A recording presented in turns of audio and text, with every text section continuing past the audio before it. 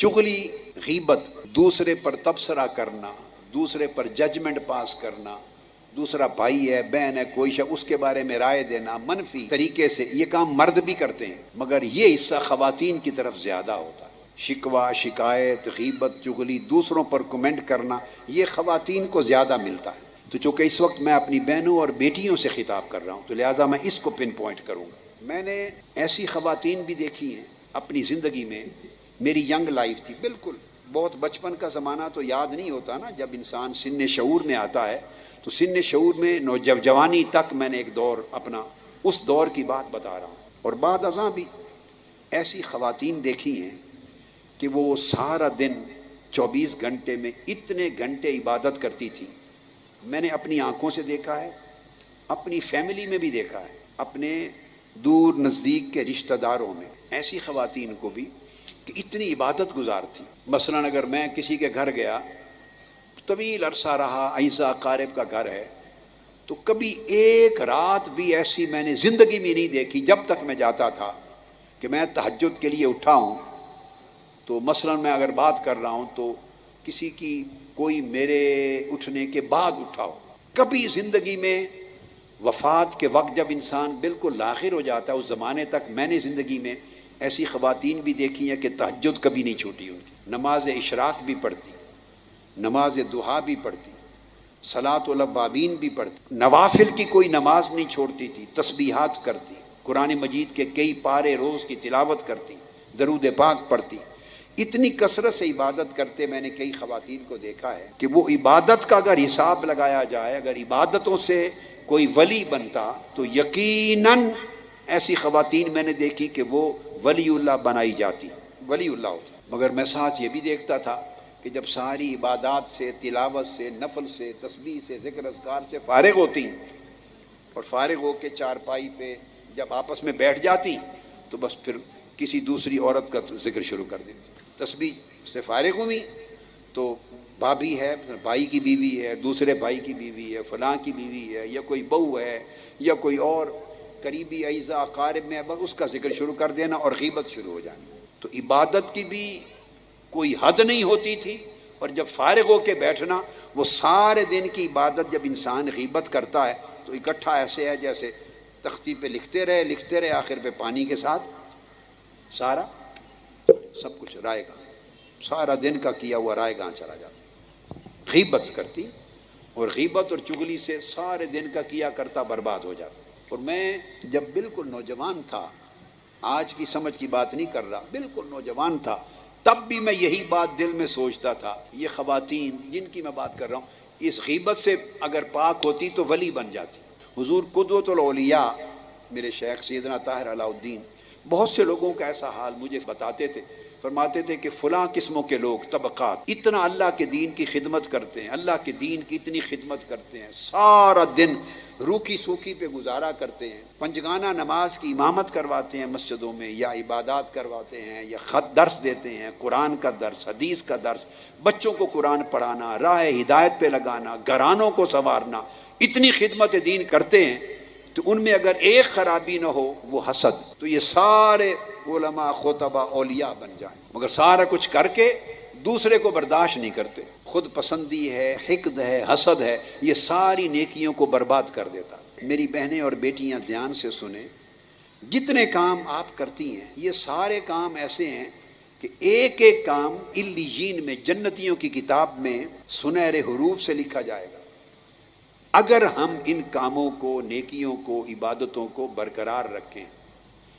एक अमल हम ऐसा करते हैं, गीबत और चुगली, आपस में बैठे तो किसी की बात छेड़ दी, तुझको पराई क्या पड़ी, अपनी नबेड़ तू, यानी हर कोई आप में से, हम में से ठेकेदार बन जाता है, दूसरे के कैरेक्टर पर, दूसरे के मिजाज पर, दूसरे की शख्सियत पर, दूसरे के रवैये पर, दूसरे की नीयत पर, जो अल्लाह जानता है।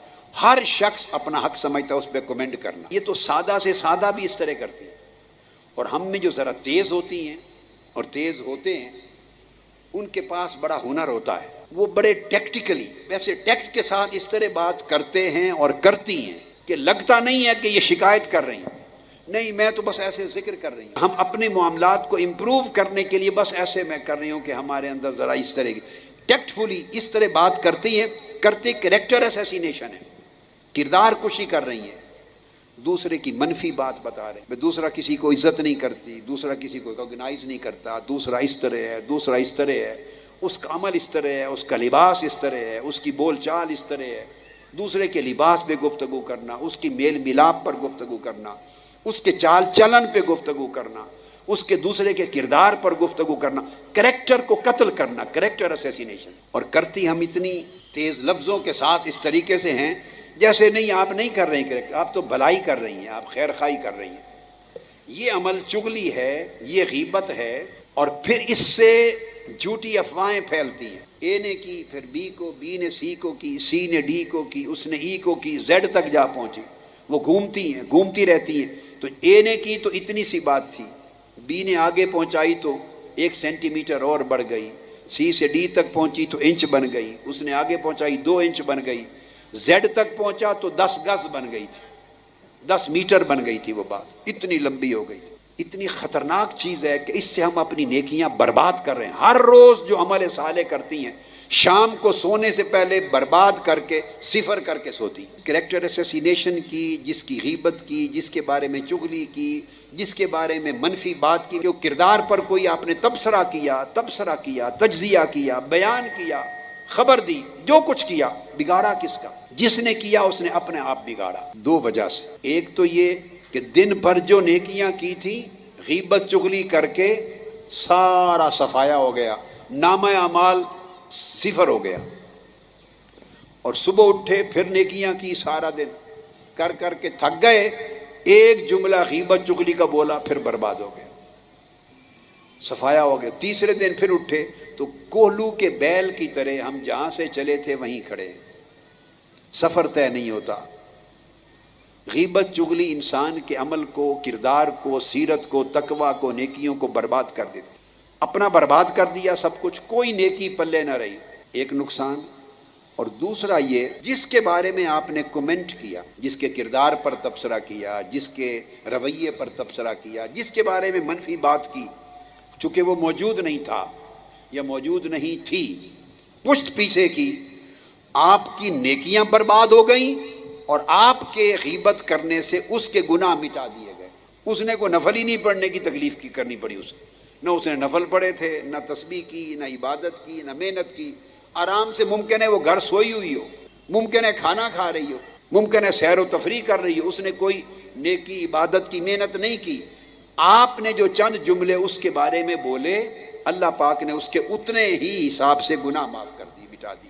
تو اس کو نیکیاں مل گئیں، اس کے گناہ گھٹ گئے، آپ کی نیکیاں مٹ گئیں، آپ کے گناہ بڑھ گئے. کیا حاصل ہوا؟ اور مشن کو الگ نقصان ہوا. ماحول پراگندہ ہوتا ہے، افواہیں پھیلتی ہیں، مشن کا تقدس خراب ہوتا ہے. اگر میں کسی کو یہ کہوں تو میں نے اسے بدکاری کرتے ہوئے آنکھوں سے دیکھا تو نہیں ہوگا. کوئی کسی کی آنکھوں کے سامنے تو ایسے گناہ نہیں کرتا. تو اگر میں کہوں گا، آپ کہیں گی کسی کے بارے میں، تو آپ نے آنکھوں سے تو نہیں دیکھا، کسی نے گناہ آپ کی آنکھوں کے سامنے تو نہیں کیا، تو آپ نے کسی سے سنا ہی ہے نا. تو صرف 2 ہستیوں سے سنے تو غلط نہیں ہو سکتا، باقی جس سے سنے اس میں غلطی ہو سکتی. اللہ سے سنے تو غلط نہیں ہو سکتا، تو اللہ سے صرف اللہ کا رسول سنتا ہے یا جبرائیل امین سنتے ہیں، یا اللہ کے رسول سے سنے تو غلطی نہیں ہو سکتی. اللہ کے رسول سے صحابہ سنتے ہیں اور حدیث میں آتا ہے. باقی ہر بشر اپنی اسیسمنٹ میں غلط ہو سکتا ہے. تو آپ نے جب ایسا کلمہ بولا، وہ کسی سے سنا تھا، خدا جانے اس نے آگے کسی سے سنا تھا، اس نے آگے سنا تھا، بات چلتے چلتے کتنی بڑھ گئی تھی، کتنی سچائی تھی.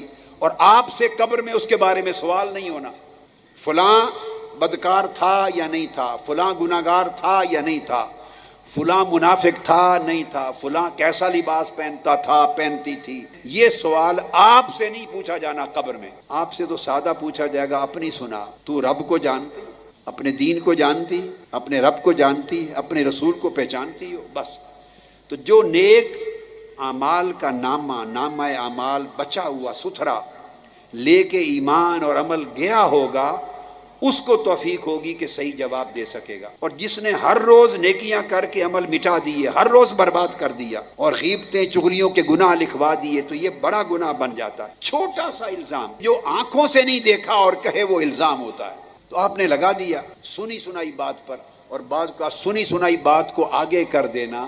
آقا علیہ السلام نے فرمایا جھوٹا ہونے کے لیے یہی کافی ہے، کسی سے بات سنی آگے کر دی۔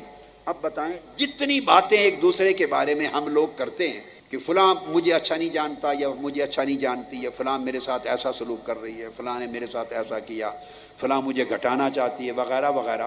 کوئی ایک آدھ کیس ہوگا کہ آپ نے خود اپنی آنکھوں سے دیکھا، کانوں سے سنا ہوگا۔ موسٹلی ایک دوسرے شیئر کرتی ہیں، بہنیں بیٹیاں شیئر کرتی ہیں ایک دوسرے سے سن کر، یا اندازہ کرتی ہیں ایک دوسرے کے عمل سے۔ تو گیس کیا تو وہ بھی حقیقت نہیں، شیئر کیا وہ بھی حقیقت نہیں، تو اس الزام کا گناہ بھی سرایا۔ اور اگر بھلے حقیقت بھی تھی تو آپ سے تو اللہ رسول نے فرمایا ہی نہیں کہ آپ کی ذمہ داری ہے کمنٹ کریں اور آپ اس کا جواب دیں اور آپ اس پر تبصرہ کریں۔ نہ قبر میں پوچھا جانا ہے، نہ قیامت میں پوچھا جانا ہے، نہ دنیا میں پوچھا جانا ہے۔ آپ جتنا زبان کھولیں گی کسی کے بارے میں تو کوئی گناہ ہی نکلے گا منہ سے۔ لہٰذا میری نصیحت یہ ہے کہ اس عمل کو ترک کر دیں، جس میں تھوڑا ہے یا زیادہ اس سے توبہ کر لیں۔ اور مشن میں کام کرنے والی بیٹیاں بہنیں تو کلیتاً تائب ہو جائیں، یہ زہر ہے جیسے جس سے موت واقع ہو جاتی۔ دوبارہ اب زندگی میں اس طرف نہیں آنا، اپنی زبان کو سی لیں۔ جب کسی کے بارے میں میرا آخری کلمہ اس موضوع پر یاد رکھ لیں، اگر زبان کھولیں کسی کے بارے میں، کسی بہن کے بارے میں، کسی بھائی کے بارے میں کھولیں تو اس کی اچھائی بیان کریں۔ اگر اس کی کوئی اچھائی معلوم نہیں تو چپ رہیں۔ برائی آپ کے نالج میں ہے تو اس کو زبان پر لانے کی حاجت، اس میں گناہ ہی ہوگا۔